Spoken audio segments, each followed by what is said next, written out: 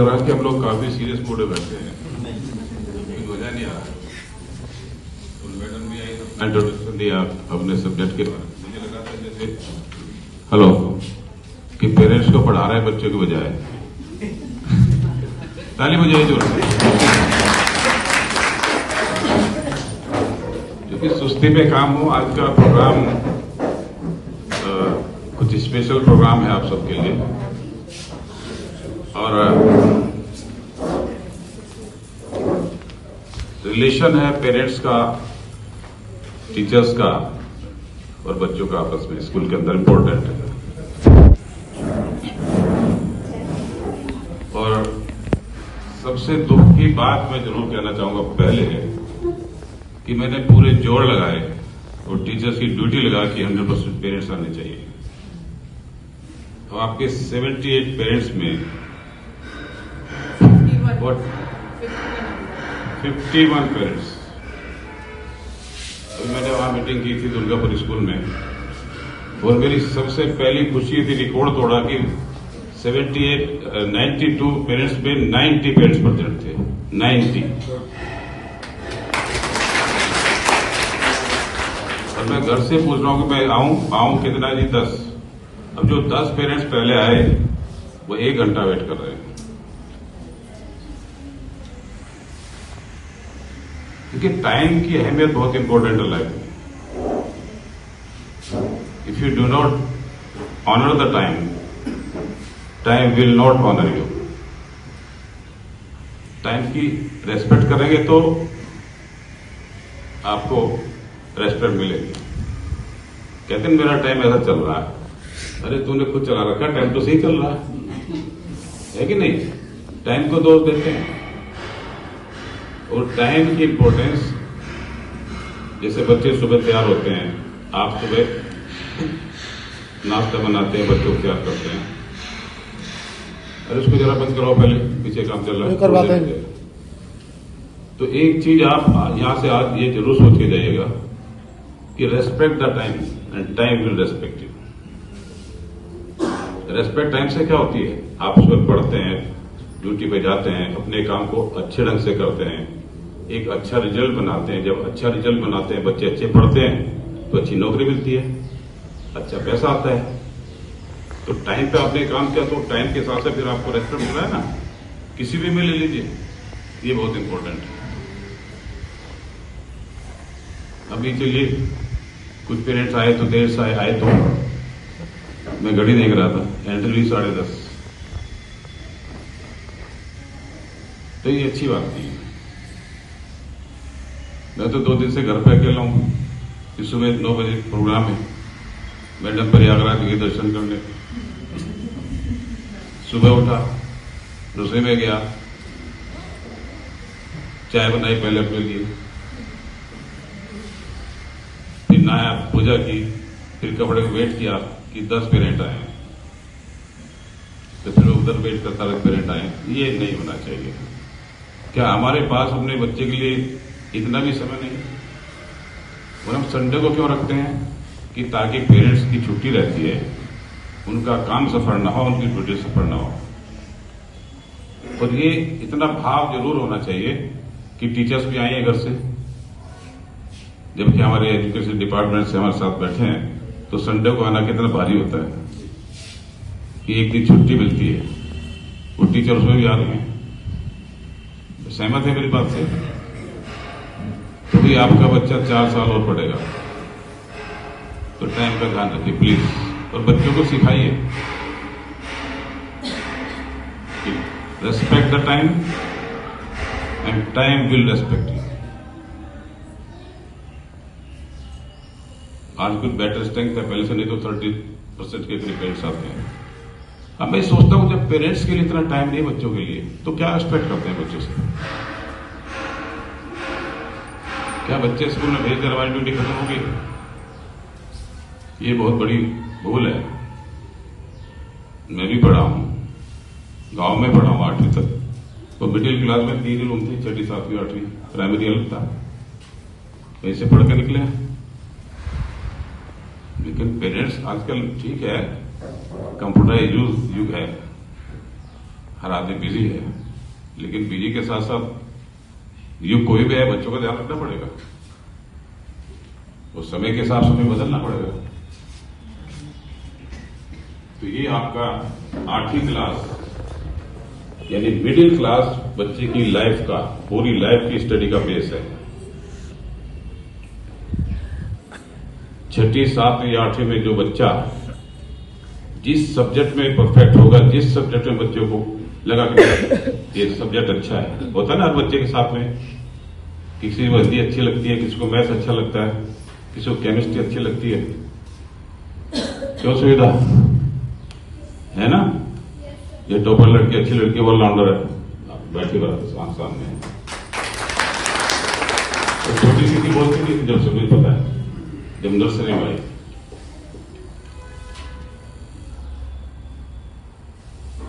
तो बच्चों का ध्यान रखना बहुत जरूरी है। जैसे कुछ मैडम ने कहा कि हम पढ़ा रहे हैं, देख लीजिए, आप देखे भी मत, पूछ तो लीजिए आज क्या पढ़ा, आज स्कूल गई थी नहीं गई थी, या किस टीचर ने मारा। कुछ तो उससे कन्वर्सेशन कीजिए, कुछ तो उससे बातचीत कीजिए। जब आपके पास वक्त ही नहीं है, टाइम ही नहीं है, तो बच्चा क्या सोचता है, उसकी थिंकिंग बदल जाती है। वो सोचता है मेरे पास टाइम नहीं। पिक्चर वो बार देखा होगा, होता है बड़ी बड़ी फिल्मों में चलते हैं कि तुम्हारे पास बाप बहुत बिजी है और बच्चे बिगड़ जाते हैं, बाद में चलते हैं, होते हैं ना। तो वही हिसाब किताब घर के अंदर है। और बच्चों पे इसको शुरू कराया है, try to bring the parents closer to the school. Parents को स्कूल के नजदीक लाओ। और नजदीक कैसे आएंगे? जब आप उनसे रिलेशन बनाएंगे, जब उनसे आप वार्तालाप करेंगे, जब आप उनकी बात को सुनेंगे, जब आप उन्हें टुकड़ा उनको सुनाएंगे, बच्चों के सुनाएंगे, तो तभी तो नजदीक आएंगे ना। तो नहीं तो ऐसे ही बने रहेंगे, तो उसे पता ही नहीं कोई बच्चा पढ़ रहा है, ठीक है, स्कूल जा रहा, आ रहा है। जब रिलेशन एक डेवलप होगा तो कहते ना एक माहौल पैदा होता है कि हाँ यार संतुष्ट है। नहीं तो संतुष्टि कभी कभी गड़बड़ी होती है ना, जब रिलेशन नहीं तो होता है यार सब गड़बड़ चल रहा है, ऐसा होता है कभी। या जो पेरेंट्स स्कूल में नहीं आ रहे तो बच्चे ने जो कान में जाके कह दिया उसको मान लिया, ये भी होता है अक्सर। जो बच्चा घर बोलेगा जाके तो पेरेंट्स की बात को मान लेते हैं, और बच्चा तो वही बोलेगा जो ओके फेवर में। ये भी हमारा अनुभव है। इसलिए बच्चों का ध्यान रखना बहुत जरूरी है। कितने, मैं थोड़ा सा अपने बारे में बता दूं, चूंकि 5-4 को पता है, वो चेयरमैन तो सब जानते हैं, लिखा हुआ है सब जगह। मैंने मेरी education BSc B civil honours है। 1970 में मैंने बीएससी की थी मेरठ यूनिवर्सिटी से। अब तो चौधरी शरण सिंह नाम हो गया। सेकेंड बैच था उस यूनिवर्सिटी का जब यूनिवर्सिटी बनी थी। फिजिकल के पीसीएम साइंस का स्टूडेंट रहा हूं। उसके बाद मैंने सिविल इंजीनियरिंग की 4 साल डिग्री कोर्स किया, और मुझे बुकिस बॉय बोलते थे। बुकिस बॉय, किताबी कीड़ा। तो पढ़ता था टॉप ऑन सब जगह। इंजीनियरिंग कॉलेज में सेकेंड पोजीशन यूनिवर्सिटी में, वो 4 साल मेरिट स्कॉलरशिप। इसलिए मेरा बच्चों से लगाव, एजुकेशन का लगाव बहुत घनिष्ठ है। वैसे मैं डीडी में इंजीनियर था, 35 ईयर्स मैंने डीडी को सर्व किया है। जमुना पार की जब कॉलोनी 46 रिसेटलमेंट कॉलोनी डिक्लेयर की थी जमाने में 75 में, तो 46 रिसेटलमेंट कॉलोनी डिक्लेयर हुई। मेरी पहली पोस्टिंग थी कल्याणपुरी। कल्याणपुरी से भी कुछ बहुत बच्चे आते हैं। और 8 महीने बाद दिलशाद गार्डन में पोस्टिंग हुई। दिलशाद गार्डन हमारा मेरी प्रोजेक्ट। तो दिल्ली में बहुत जगह सब रहे 35 साल में फील्ड में रहे। तो मेरी बैकग्राउंड जब एजुकेशन की है, तो नेचुरली वो चीजें मुझे एक छोटी छोटी चीज का बहुत ध्यान रहता है कि कैसे पढ़ाई होती है, कैसे पढ़ना चाहिए। उस टाइम तो कोई इतना साधन भी नहीं थे जब पढ़ते थे, गांव में थे। मुझे अब तक याद है, एक तो होती छोटी डब्बी क्या बत्ती वाली, और एक होता था लैंप। तो हम सोचे अगर यार ये बनिया का लड़का जो पैसे वाले बड़ा लैंप है, हमारे पास छोटी जगह थी, उस टाइम ये सोचा कि बड़े लैंप होता हमें थोड़ी सी लाइट ज्यादा हो जाएगी बच्चा पढ़ेगा, लेकिन उस टाइम से पढ़ के भी बच्चे पढ़ रहे, पहले पढ़ते थे।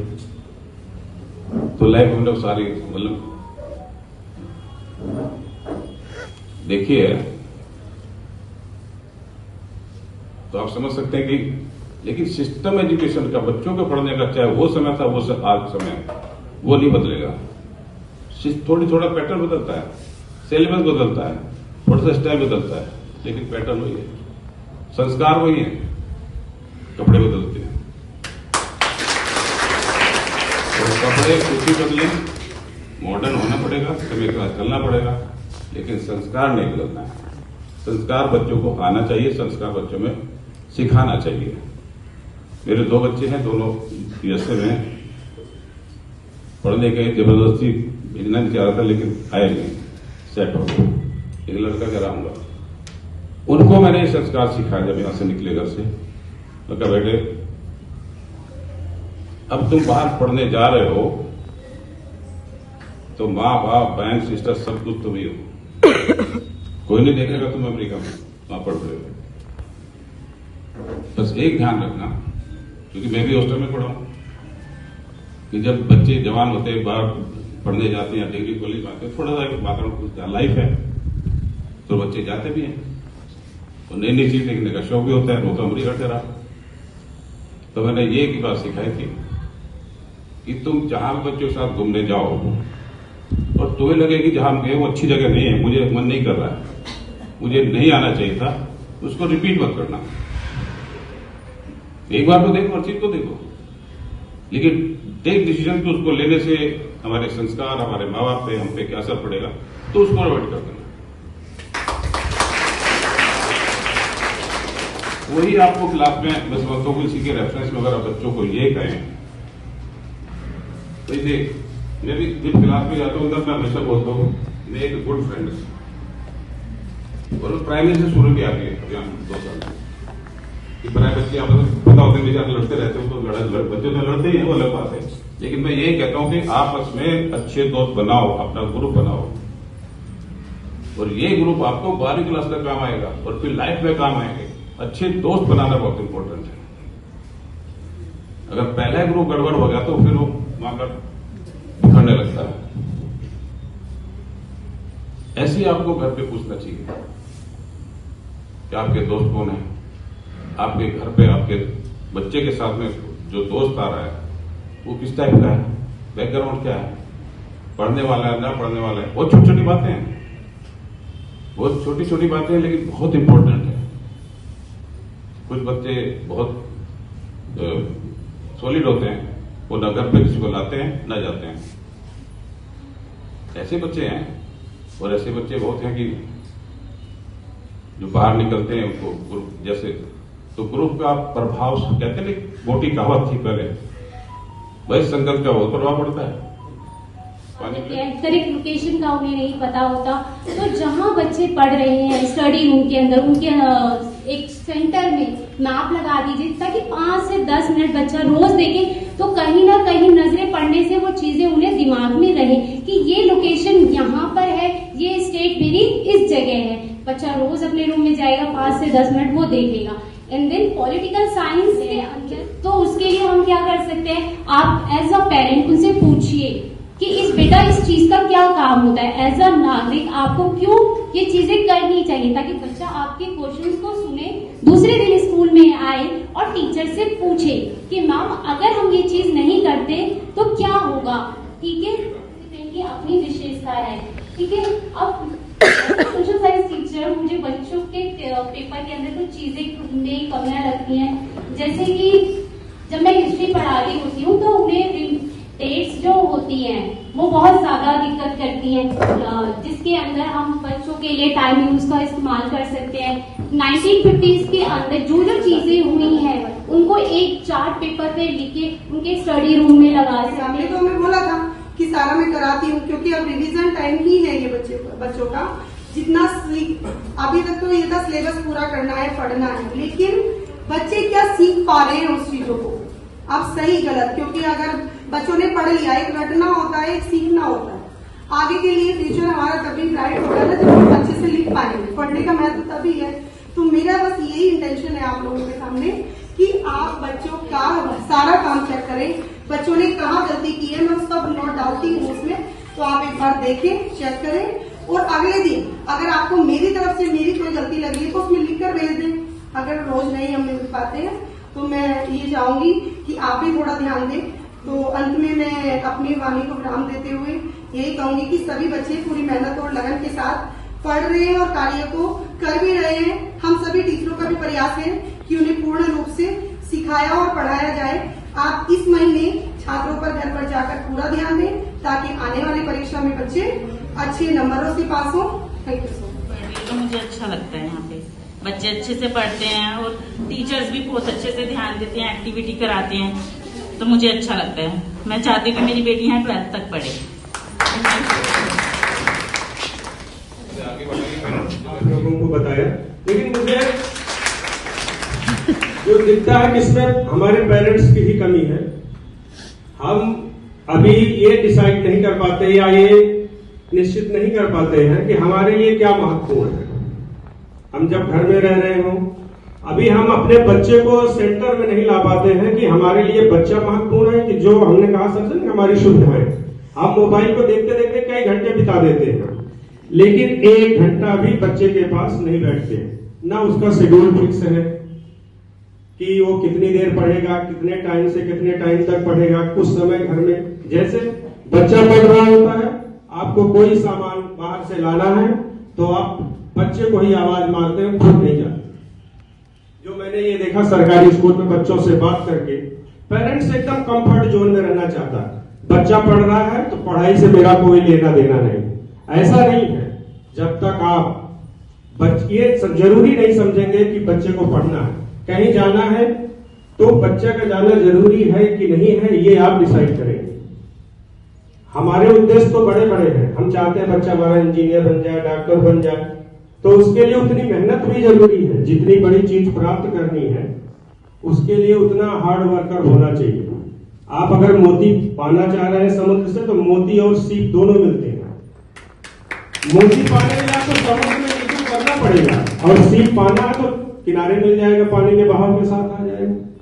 तो जिनके भी अगर कामयाब होना है, बच्चे को कामयाब बनाना है, तो आपको अपने मतलब रोज के टाइम में से 2 घंटे 4 घंटे जो भी आपके पास अवेलेबल है उसको देना पड़ेगा।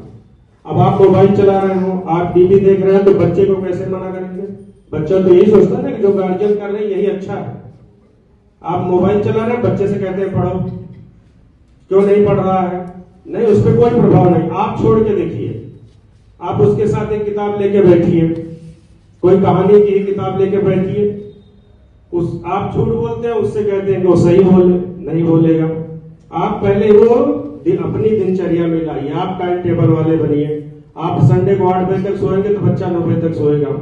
आप 6 बजे उठेंगे तो आप उससे कह सकते हैं कि लेट तक आप सो रहे हैं। तो मेरा तो पेरेंट्स से यही गुजारिश है कि आप लोग जो बच्चे में देखना चाहते हैं, जो बदलाव आप देखना चाहते हैं, वो बदलाव पहले स्वयं में ले आइए। और ऐसा नहीं कि विद्यालयों में टीचर्स खूब मेहनत कर रहे हैं और हमारे देखिए सारे लगे हुए हैं, क्या डिपार्टमेंट भी लगा हुआ है, टीचर लगे हुए हैं, राय साहब लगे हुए हैं, हम लोग लगे हुए हैं, लेकिन कहाँ नहीं कमी कहाँ हो रही? चाहे ट्यूशन कहीं भी भेज दीजिए, जब तक पेरेंट्स और बच्चे दोनों काम नहीं करेंगे तब तक रिजल्ट नहीं मिलेगा जो आप चाह रहे हैं। यही कहूंगा कि सब लोग जो है बच्चों पे ध्यान दें। और एक चीज और सजेशन में देना चाह रहा हूं कि जैसे 8वीं का रिजल्ट है इस समय जो आ गया है, बच्चे को प्रैक्टिस जरूर कराइए पेपरों। आप उसकी फोटोकॉपी करा के रखिए, एक एक क्वेश्चन पर। पहला क्वेश्चन है क्या आया हुआ, कैसे करना, ये बात बच्चे से करके देखिए कि बच्चे को वो चीज समझ में आ रही है कि नहीं। कई बार क्या है, बच्चे जैसे हिंदी है, हिंदी नहीं समझ पाते ही नहीं है, इंग्लिश है उसे समझ नहीं पा रहे हैं। अगर उसे भाषा नहीं समझ में आ रही तो कोई सब्जेक्ट नहीं कर सकता है। आप चाहे 20 सब्जेक्ट पढ़ाइए, कोई फायदा नहीं है, क्योंकि भाषा आनी चाहिए। भाषा में अगर वो समर्थ होगा, मजबूत होगा, समझ होगी, तभी वो किसी चीज का उत्तर दे सकता है। तो इस बात पे आप लोग ध्यान दें, बच्चे से पूछे क्या समस्या है, कहाँ दिक्कत आ रही है, और वो दिक्कत जो है कोचिंग के बजाय या मैडम जो यहाँ जो सब्जेक्ट की है उनसे, क्योंकि कोई सब्जेक्ट ऐसा नहीं होता कि जिसको बच्चा कर नहीं सकता, उसका इंटरेस्ट। यहाँ इतने सारे लोग बैठे हैं, कोई ऐसा पेरेंट्स नहीं होगा जो बच्चे को मोबाइल चलाना सिखाया होगा, कोई है एक भी। और मैं बताता हूँ बच्चा आपसे इतना ज्यादा जानता है कि हो सकता है कि वो आपके हर चीज को चेक कर सकता है, जो चीज आप नहीं चेक कर सकते। अब वो कैसे आया? क्योंकि उसमें उसका इंटरेस्ट है, वो स्वयं से सीखा है, किसी क्लास में नहीं गया, किसी बारे में जानकारी ग्रहण करने नहीं गया, केवल अपने यार दोस्तों से और बड़ों को देख करके। तो उसके अंदर पढ़ाई के प्रति जो है आपको जो है रुचि पैदा करनी है, उसे इस बात को बताना है कि ये भी जरूरी है और ये भी जरूरी है, लेकिन सबसे जरूरी उसके जीवन में जो है पढ़ाई है। इसीलिए जीवन की शुरुआत में ही पढ़ाई रखी गई है। अगर उससे ज्यादा जरूरी कोई चीज होती तो वो पहले रखी जाती, इसीलिए ऐसा डिजाइन किया गया कि बच्चे को शुरुआत से किसकी जरूरत है? शिक्षा की। 20-25 साल तक शिक्षा के माध्यम से उसके कंधे इतने मजबूत हो जाए कि आगे वाला जो सफर है उसको जो अच्छी तरीके से तय कर सके। तो इसी के साथ जो है आप लोगों का बहुत बहुत धन्यवाद। और एक जो समय पे सर ने कहा, सही बात, समय पे आइए। हम लोगों को भी आना था, तो हम लोग जो है 9 बजे का टाइम था तो गेट के बाहर 8:50 पे आ गए, क्योंकि जब आप टाइम पे रहते हैं ना तो कोई भी काम करेंगे, देखिए आदत डालिए अच्छा करने की, सकारात्मक सोचने की। कहीं भी पहुंचना है, लोग लेट पहुंचे उससे मतलब नहीं है, आप समय से पहुंचेंगे तो कोई भी काम करेंगे अपने जीवन में, हर काम आप समय से करेंगे और उसका प्रतिफल आपको जरूर मिलेगा। सही काम, सकारात्मक कार्य करने का कभी नुकसान नहीं होता। देखने में तो लगता है कि हम आगे हमारा नुकसान है, लेकिन वो आपके हैबिट में आ जाता है, तो व्यक्ति कोई भी काम करता है तो अच्छा ही करता है। धन्यवाद सभी को।